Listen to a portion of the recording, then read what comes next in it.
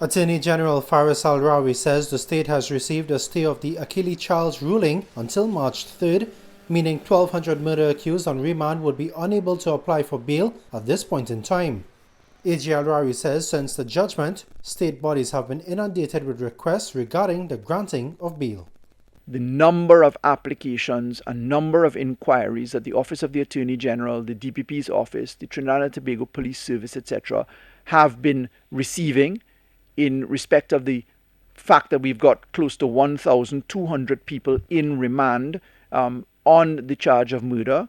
I am obliged to inform that the order of the Court of Appeal has been bridged, has been suspended until the 3rd of March 2022.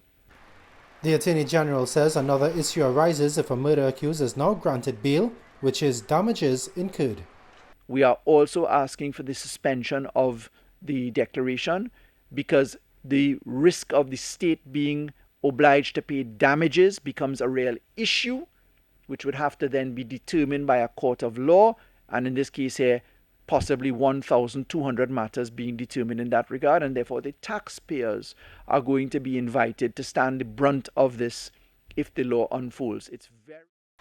Mr. Al-Rawi admits that it is unusual to ask the court to suspend an order, especially since a constitutional declaration has been made. It's very unusual, but not without precedent, for an order to be suspended. Akili Charles, who spent 9 years on remand, had his murder charge against him dismissed in May 2019 after the magistrate upheld a no-case submission, agreeing that there was insufficient evidence for the matter to proceed to trial. Sunil Lalla, TTT News.